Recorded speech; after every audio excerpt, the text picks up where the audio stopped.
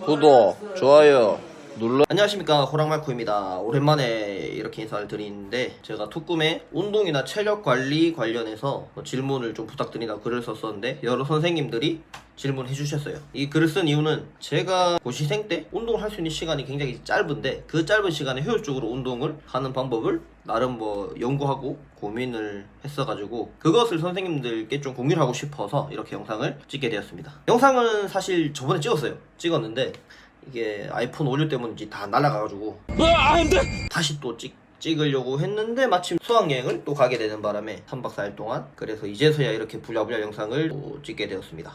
호랑마쿤, 네가 뭔데 운동을 어쩌고저쩌고 하는 거야? 이런 의문도 가질 수 있을 것 같아요. 제가 과거에 트레이너를 3년 동안 했었습니다. 그리고 시대표 선수로 나가서 수상도 하고 이런 경력이 있어서 그때 배웠던 지식들과 경험을 수험생들, 특히 특수 선생님들, 운동 때문에 고민을 하시는 분들에게 나름의 지식과 노하우를 전달을 해드리고 싶어서 이렇게 영상을 찍게 되었습니다. 거두절미하고 바로 본론에 들어가 보겠습니다.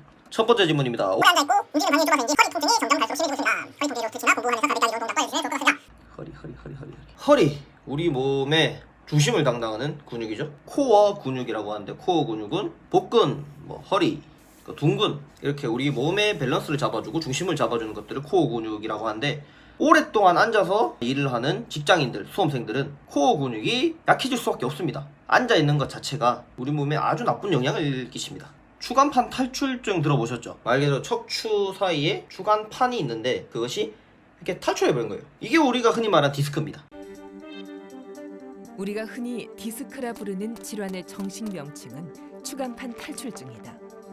우리 몸에는 척추뼈와 뼈 사이에 원반 형태의 판이 존재하는데, 흔히 디스크라 불리는 추간판이다.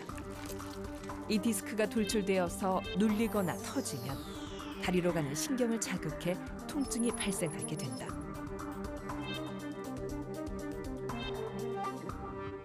이 척추와 척추 사이에 젤리 같은 게 있는데, 이 젤리 주변 근육으로 잡아줘야 되는데 우리가 계속 앉아서 생활을 해버리다 보면 주변 근육이 약화가 되겠죠. 그리고 척추는 적당히 근긴장이 있어야 되는데 항상 앉아있고 누워있고 하다 보면 이완이 돼버리죠. 깊게 들어가면 굉장히 어렵기 때문에 간략하게만 말씀드리면 플랭크, 맥켄지 운동, 브릿지, 또 뭐 있노? 요 3개 정도가 어떤 기구나 도구 없이 할 수 있는 되게 간단한 운동들이거든요. 이 운동들은 유튜브 검색하시면 잘 나와 있습니다. 이런 운동들을 꾸준히 해야 됩니다. 단기간에 당장 내가 10초, 15초도 못 버티더라도 이것을 꾸준히 매일매일 하다 보면은 근육이 생성이 되고, 그 근육이 또 주변 허리 근육을 잡아주고 하기 때문에 처음에 힘들어 안 할래 이러지 마시고 꾸준히 하시면은 분명히 효과가 있을 겁니다.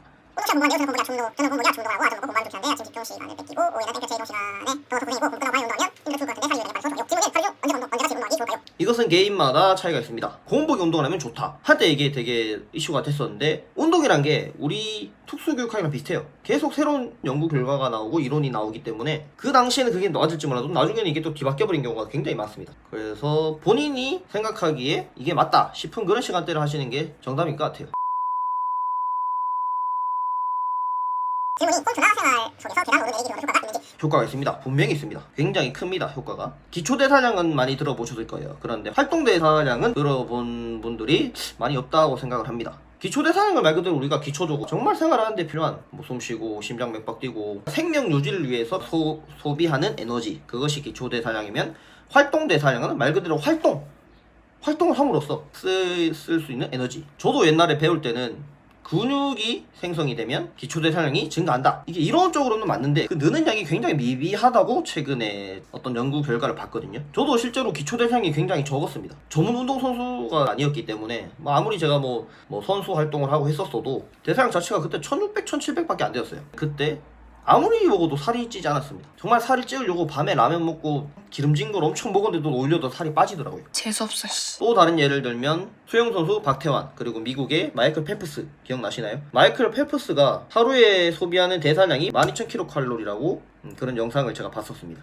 기초대사량 자체도 어마어마하게 높고 운동을 하니까 이론적으로는 아까 말씀드렸다시피 근육량이 증가하면 기초대사량이 늘어납니다. 근데 일반인은 그렇게 늘어나는 게 쉽지가 않죠. 운동선수들은 밥만 먹고 운동을 하잖아요. 마이클 펠프스 그때 영상을 봤는데 새벽에 일어나서 밤이 될 때까지 하루 종일 수영만 하더라고요. 그렇게 하니까 12,000kcal를 먹어도 살이 찔 수가 없는 거죠. 그걸 다 소비를 해버리니까. 펠프스는 매일 아침 2시간 그리고 오후에 3시간씩 훈련하고 일주일에 단 하루만 쉰다. 한낮 휴식 시간 그는 학교에서 가까운 카페로 향했다. It's really good. 28 is very good. 펠프스는 하루 5번의 식사로 약 8,000kcal 소비한다. 그 정도면 일본 성인 남자의 평균 칼로리 섭취량보다 3배나 더 많은 양이다. Not small. 하루에 16km를 수영하려면 이 정도는 먹어야 몸이 견딜 수 있다. 한 끼 식사량이 피자 한 판, 뭐 치킨 한 마리? 조각이 아니고 케이크 엄청 큰 거 하나랑 아무튼 그런 식으로 한 끼 식사량 자체가 어마어마했습니다. 3,000% 셌는데 결론은 일상생활 속에서 하는 걷기, 엘리베이터 타고 걷기나 버스 두세 정거장 걸어 다니기 이런 것만 해도 효과가 충분히 있습니다. 대신에 이걸 한다고 해서 막 극적으로 내가 막 살이 빠지고 이러진 않지만 이런 것들이 쌓이고 쌓이다 보면은 기본적인 체력도 증가도 하고 활동 대사량도 높아지니까 이런 활동들을 적극적으로 하시길 추천드립니다. 지금 유산소 운동과 근력 운동 비율을 알려주세요. 이거는 목적에 따라 다릅니다. 내가 지금 빼빼 말랐다. 그러면은 근력 운동 위주로 하시고 지방이 굉장히 많다. 그러면 유산소 운동 위주로 하셔야죠. 근데 뭐 보통 일반 체형이다. 일반 체형이고 어느 정도 적당히 지방이 있는데 근육도 좀 만들고 싶다. 이러면은 근력 운동을 하면서 유산소를 병행을 해야겠죠. 좀 추상적이기 때문에 뭐라 딱 말씀드리기는 어렵네요. 선생님 유튜브 잘하시면 감사합니다. 근력 운동 푸시업이랑 풀업 두 가지 하면 코어 운동 따라안 해도 괜찮아요. 코어 개입이 된다고 들었어요. 코어는 우리 몸의 중심이기 때문에 어떤 운동을 해도 어느 정도 개입이 됩니다. 근데 개입되는 퍼센테이지가 좀 미비한 것 뿐이죠. 그런데 푸시업, 풀업을 한다고 해서 코어가 적극적으로 개입이 되진 않아요. 물론 자세에 따라서 코어 개입을 늘릴 수는 있지만 푸시업, 풀업이 코어를 중점적으로 하는 운동이 아니기 때문에 코어를 따로 안 해줘도 되는 것은 아닙니다. 따로 해줘야 돼요. 코어 운동을 간략하게 추천드리면 플랭크에도 종류가 굉장히 많거든요. 플랭크 종류만 얘기해도 적어도 5분 10분 걸리기 때문에 요거는 따로 나중에 정리해드리겠습니다. 이하에서 공부를 안돼 체력이 안 돼서 늘 좋아합니다. 간단히 집에서 체력 보충할 수 있는 운동 추천 부탁드려요. 이게 좀 굉장히 좀 어려운 질문이네요. 체력이 떨어지는 거는 뭐 여러 요인들이 있겠지만 저는 헬스 입장에서만 말씀을 드리면은 목적 설정을 해야 되는데 운동을 하는 목적이 뭡니까? 우리는 오로지 공부를 위해서 운동을 하는 겁니다. 지금은 뭐 합격 이후에는 뭐 근육을 만들든 살을 빼든 상관없지만 공부하기 최적화된 몸을 만들기 위해서 운동을 한다고 치면은 간단하게 집에서라고 하셨네요. 집에서 할 수 있는 것들은 여러 가지가 있습니다. 프리스쿼트, 스플릿 스쿼트, 뭐 푸시업, 딥스 등등 이것들을 무산소 운동이라고 하고 체력을 늘리기 위해서는 개인적으로는 버피 테스트를 추천드립니다. 악마의 운동이라고도 하고 유튜브에 치면은 뭐 쭉 나옵니다. 버피 테스트가 워낙 유명한 운동이기도 하고 단기간에 또 효과를 볼 수 있거든요. 대신에 굉장히 힘들죠. 이 선생님의 경우 뭐 허리가 아프거나 뭐 살을 뺀다는 그런 말이 없었기 때문에 체력 보충이라고 말씀하셔서 추천드리는 것은 버피 테스트라고 말할 수 있겠습니다. 너무 무리하지 마시고 단계별로 일단 10회를 해보시고 10회가 안 되면 5회, 뭐 오늘은 30회를 하겠다 그러면은 5회씩 6세트라면 30회죠. 이런 식으로. 근데 조금 내가 늘어났다. 이제 10번도 가능하다. 그러면은 10번씩 해서 5세트, 50번. 저는 지금 스파이더 얼티밋 챌린지라는 대회를 준비하고 있기 때문에 10회씩 10세트, 100회를 매일 하고 있거든요. 꾸준히 하는 만큼 늡니다. 모든 운동이 그렇겠지만 중간에 포기하지 않으시고 매일매일 꾸준히 하시면 매일이 힘드시면 이틀에 한 번 꼴이라도 이렇게 하시면은 도움이 될 거라 생각합니다. 시간이 너무 서도 잘 안 되고 뭐 뭐라고 지와 아래 때 살이 붙었습니다. 공부하다 중요한 시간이 있으니까 운동 생략이라도 운동을 생략하고 그 시간에 잠이 자겠다는 생각인데 요즘 체육부 저지른 갖고 살이 급기는 자세 한 30분이라도 운동 가려고 하는데 허벅지와 아래 때 살 때는 운동 추천해주세요. 특정 부위를 빼는 것. 제가 옛날에 트레이닝 일을 할 때도 정말 많이 질문 받았던 내용입니다. 뱃살 어떻게 빼요? 팔뚝살 요거 어떻게 뺍니까? 그 허벅지 살 어떻게 빼요? 특정 부위를 빼는 운동은 지구상에 존재하지 않습니다. 말도 안 된다고! 해당 부위의 운동은 있습니다. 허벅지 운동도 있고 뭐 복근 운동도 있습니다. 그런데 이 운동들을 한다고 해서 살이 빠지는 게 아니에요. 살이 빠지려면 유산소를 해야 됩니다. 해당 부위의 운동은 근력과 근육을 만들어 주는 거지 살을 빼주지는 않아요.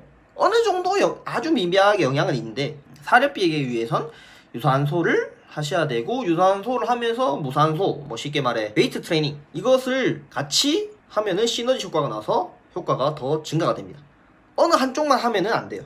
유산소만 해도 안 되고 무산소만 해도 안 되고 마른 사람은 무산소 운동만 해도 괜찮습니다. 그런데 내가 지금 지방이 많이 있는 상태라면 무조건 유산소 운동과 무산소 운동을 병행을 하셔야 됩니다. 잘못 알고 있는 분들이 굉장히 많아요. 내가 지금 살이 쪘으니까 달리기를 해야지. 달리기만 하고 이렇게 하면 안 됩니다. 그리고 그런 사람도 있어요. 달리기하고 복근 일으키기 윗몸 일으키기 하니까 뱃살 빠졌어. 트레이너님 제 친구가 윗몸 일으키기 해서 뱃살 빠졌다는데요? 이렇게 물어보는 분들도 많았어요. 그게 뭐냐면은 그 사람 배에 지방이 굉장히 많았다는 겁니다.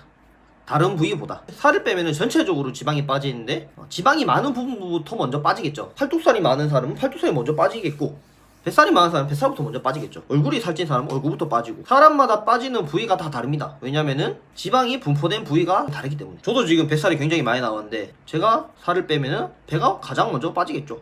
가장 먼저 빠진다기보다는 지방이 가장 많이 분포되어 있기 때문에 우리 몸 전체적으로 빠지는데 가장 높은 비율 그쪽이 먼저 빠지다 보니까 뱃살이 빠지네, 이렇게 착각을 할 수 있는 부분입니다. 그래서 허벅지와 아랫뱃살 빼놓은 운동을 하시려면 유산소와 근력 운동을 골고루 다 하시기 바랍니다. 허벅지, 아랫뱃살 그 해당 부위 운동만 또 하는 게 아니고 골고루 전체적으로 다 하셔야 돼요. 지나가다 보니 여쭤봅니다. 식단 어떤 식단 추천하시는지요? 공부를 하기 위한 식단, 살이 찌지 않으면서도 영양가 있는 식단, 솔직히 별거 없어요. 집에서 밥을 드시는 분들은 하루 3끼 집밥 잘 드시면 되고, 견과류 정도 추가할 수 있겠습니다. 뭐 멀티비타민 추가를 하셔도 되고. 어디서 약을 팔어? 제일 중요한 거, 군것질, 뭐 중간중간에 케이크나 과자, 뭐 사탕 이런 거를 좀 자제를 하시고, 야식을 먹지 않는 것, 이 정도만 하면 식단 끝입니다. TV에 나오는 연예인들 뭐 닭가슴살에 샐러드에 뭐 아보카도에 뭐죠 몬푸드 다이어트니 뭐 별의별 다이어트 방법이 다 있죠. 운동을 하기에는 좋겠지만 이거를 뭐 몇 달 내내 먹는다고 생각해보세요. 우리 몸에 이상 많은 등이 나타날 겁니다. 그런 것들은 살을 빼거나 몸매를 관리하기 위해서지, 지금 우리가 해야 될 건 공부입니다. 공부에 최적화된 운동이나 식단을 해야 되기 때문에 여러분들이 나중에 합격을 하셔서 화보를 찍는다거나 프로필 사진 찍는다거나 비키니를 입겠다거나 그런 목적이 생기면 뭐 그때 그런 식단을 하시는 거지, 지금은 TV나 연예인, 뭐 트레이너가 추천해준 뭐 그런 식단들은 하지 않기를 추천드립니다. 뒷목 어깨를 푸는 운동을 꼭 넣어주세요. 고개 돌리기 정도로는 불리네요. 5분 20분 되면 뒷목이 멈추면서 진짜 멀미 날것 같아요. 어깨가 뭉친다는 건 이 승모근 쪽인데, 승모근이 굉장히 큽니다. 뭐 여기만 해당되는 게 아니에요. 우리가 몸을 뒤로 돌아보면 이렇게 굉장히 크게 형성이 되어 있는데, 이게 한자로 그러니까 승려들이 쓰는 모자의 모양이라 해서 승모근이라고 하거든요. 승모근에서도 이 윗부분, 뭐 흔히 말하는 어깨 굉장히 많이 뭉치죠. 저도 잘은 모르는데 여기가 피로해지거나 하면은 뭐 피가 몰려서 뭐 딱딱해진다 했나? 그렇게 제가 들었거든요. 그리고 어깨를 이렇게 으쓱으쓱 하는 이 동작은 효과가 없다고 연구 결과가 있습니다.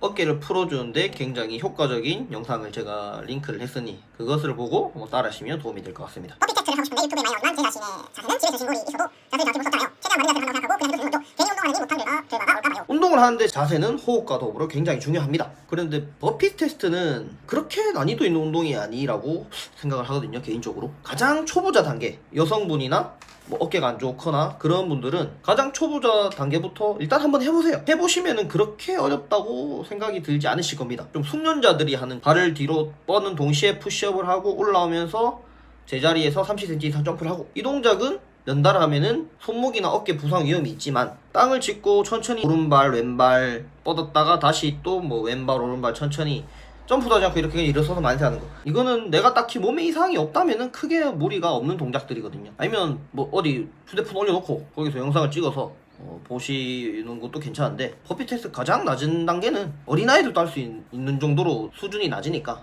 일단 한번 해보시는 것을 추천드립니다. 네, 이렇게 여러 질문들에 관해서 답변을 해드리긴 했는데, 저도 너무 오랜만에 운동 관련 영상들을 찾고 이러다 보니까 답변이 많이 미흡했다고 생각을 합니다. 그냥 저런 방법이 있구나 하고 가볍게 들으시고, 요즘에 유튜브에 전문적인 지식을 갖춘 제대로 된 뭐 트레이너들이나 운동을 좋아하는 사람들이 많은 영상들 올리니까 그런 것들을 참고를 하시면 많은 도움이 될 것 같습니다. 수험생의 입장에서 운동에 관한 정보들을 전달해 드렸는데, 운동이나 공부 관련해서 궁금한 것이 있으시다면 언제든지 툭꿈이나 밴드, 유튜브 등을 활용해서 연락을 주시면 성심성의껏 답변을 해드리겠습니다. 이제 6월 달이네요. 6, 7, 8, 9, 10 5개월만 견뎌내십시오. 11월 달은 공부 솔직히 안됩니다. 포기하지 않으시면 합격할 수 있습니다. 공부도 운동도 열심히 하시기 바랍니다. 안녕. Can actually touch the motor. There we go. Let's try that again.